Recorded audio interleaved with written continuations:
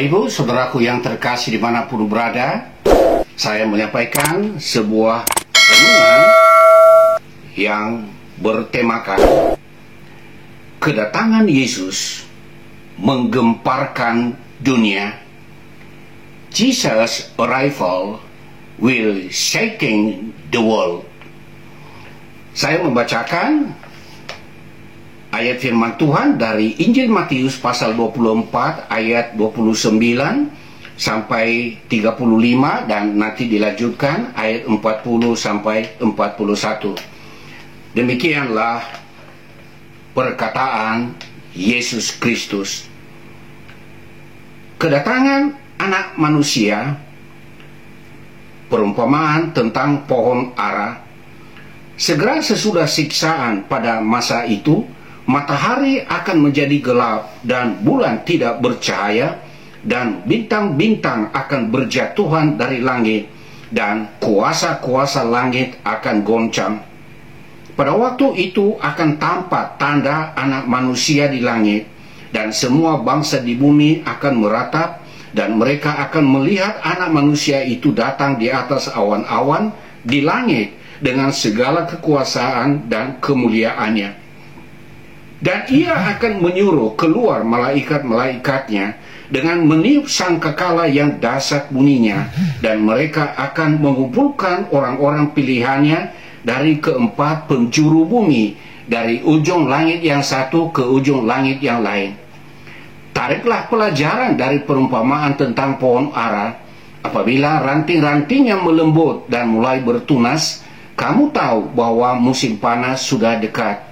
Demikian juga jika kamu melihat semuanya ini, ketahuilah bahwa waktunya sudah dekat, sudah di ambang pintu. Aku berkata kepadamu, sesungguhnya angkatan ini tidak akan berlalu sebelum semuanya ini terjadi. Langit dan bumi akan berlalu, tetapi perkataanku tidak akan berlalu. Ayat 40 dan 41. Pada waktu itu kalau ada dua orang di ladang, yang seorang akan dibawa dan yang lain akan ditinggalkan. Kalau ada dua orang perempuan sedang memutar batu kilangan, yang seorang akan dibawa dan yang lain akan ditinggalkan. Karena itu berjaga-jagalah, sebab kamu tidak tahu pada hari mana Tuhanmu datang. Saudaraku yang terkasih, ada dua peristiwa penting yang sangat menyedot perhatian masyarakat dunia. Yang pertama yaitu tentang perubahan iklim dan juga dampak dari COVID-19 yang telah berlangsung 2 tahun lamanya. Menyangkut perubahan iklim, ini akan mempengaruhi kehidupan umat manusia di muka bumi karena adanya lapisan ozon yang mencair akibat suhu bumi yang naik sekitar 1,5 derajat Celcius dari suhu yang sebelumnya. Adanya perubahan kebiasaan cuaca dan dampak daripada perubahan cuaca itu seringkali membawa bencana dalam kehidupan manusia. Menyikapi hal itu, masih ada upaya-upaya yang dilakukan oleh manusia untuk memperlambat terjadinya perubahan yang membawa dampak negatif dalam kehidupan, yaitu dengan melakukan pertemuan internasional Parliamentary Union IPU di Nusa Dua Bali tanggal 20 sampai 24 Maret 2022 yang lalu, dan dihadiri oleh perwakilan 115 negara, di mana ada 1.000 orang peserta. Nah, di sini masih ada upaya yang dapat dilakukan oleh manusia. Demikian juga dengan COVID-19. Ada upaya yang dilakukan oleh berbagai kelompok di dunia, di berbagai negara, bagaimana cara untuk menghambat penyebaran COVID dan membuat manusia memiliki imunitas tubuh terhadap virus ini. Dan untuk itu ada upaya-upaya yang bersifat protokol kesehatan dan program imunisasi yang telah berlangsung di berbagai negara hingga saat ini. Tetapi kalau Yesus datang untuk kedua kalinya, tidak ada upaya manusia untuk menghambatnya atau mencegahnya. Itulah sebabnya saya berkata tadi bahwa kedatangan Yesus menggemparkan dunia. Hal itu ditandai dengan adanya 3 peristiwa penting. Yang pertama, ada kuasa langit yang goncang. Di ayat yang ke-29 tadi dikatakan, matahari akan menjadi gelap. Bagaimana kalau matahari sudah tidak mengeluarkan terang, tidak ada lagi cahaya? Bulan juga tidak bercahaya, bintang-bintang akan berjatuhan dari langit, dan kuasa-kuasa langit akan goncang.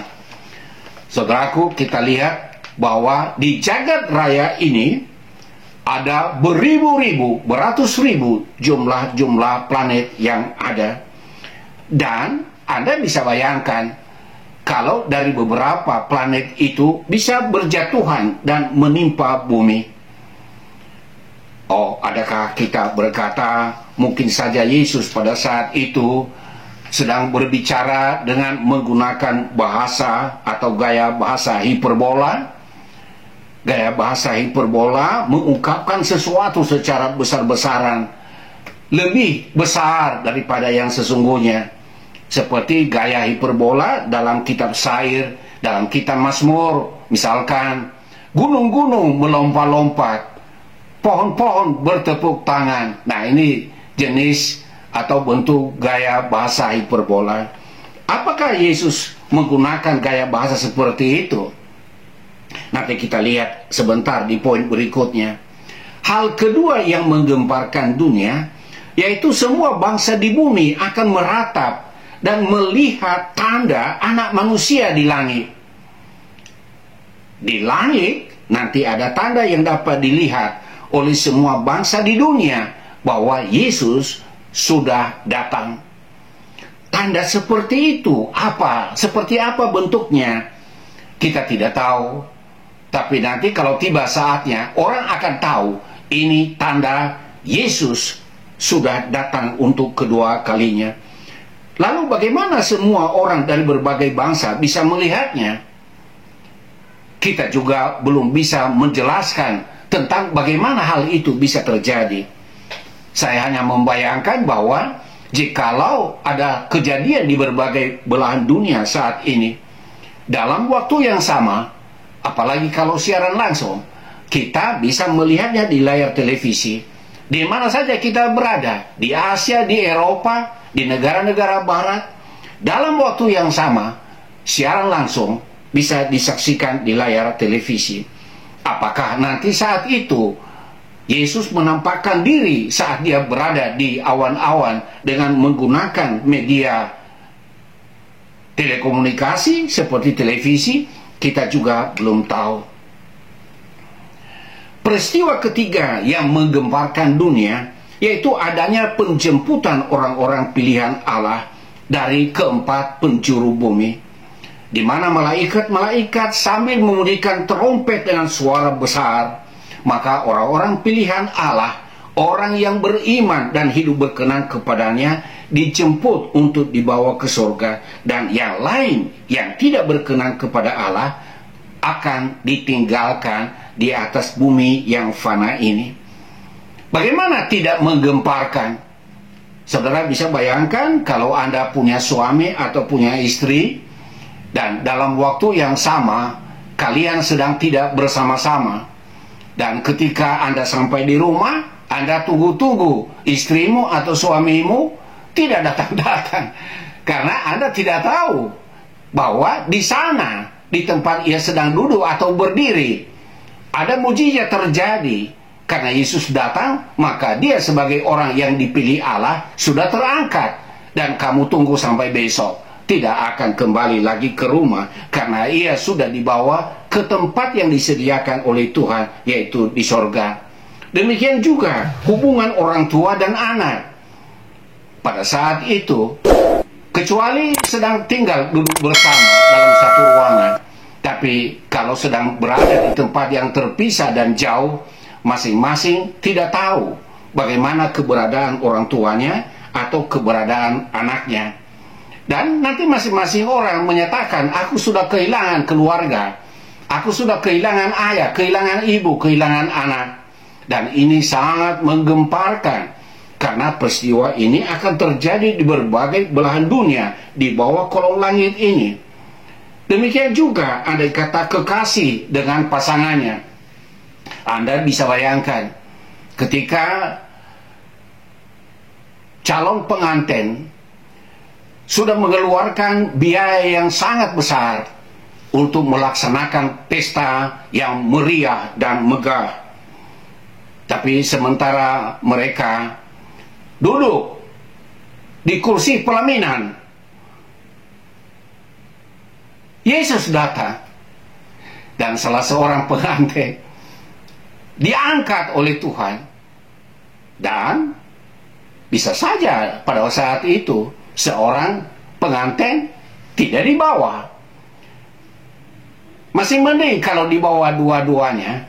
Tapi kalau satu yang ditinggalkan dan satu yang diangkat, pasti pasangannya itu sangat menyesal. Kenapa hal ini terjadi? Jangankan bisa berbulan madu, malam pertama saja batal karena ada pengangkatan secara tiba-tiba. 3 hal ini pasti terjadi. Yesus tidak menggunakan gaya bahasa hiperbola. Bahkan ia memberi penegasan seperti di ayat yang ke-35 tadi. Langit dan bumi akan berlalu, tetapi perkataanku tidak akan berlalu. Ini menunjukkan kepada kita bahwa Yesus ketika dia mengatakan ini kepada murid-muridnya, ia tidak sedang berpantun, ia tidak sedang bersancak dan menggunakan gaya bahasa hiperbola. Saudaraku, apakah kedatangan Yesus yang menggemparkan dunia ini bisa membuat kita bersikap pasif terhadap pekerjaan dan tanggung jawab kita? Tentu sikap demikian tidak benar. Kita tetap melakukan pekerjaan kita seolah-olah Yesus datang 1000 tahun lagi.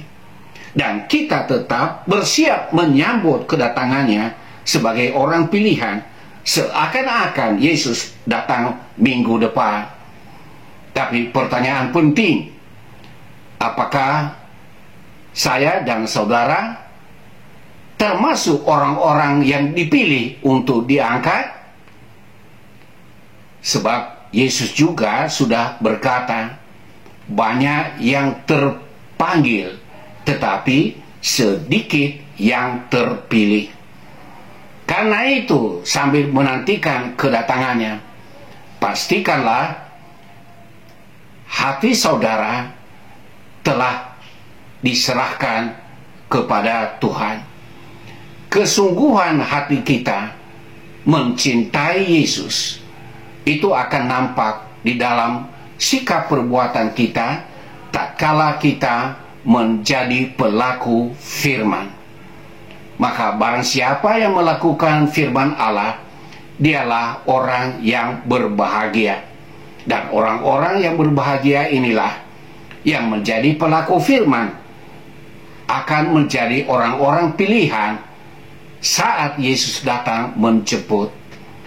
Kiranya kebenaran firman Tuhan ini memberikan kita semangat untuk bekerja, dan bekerja.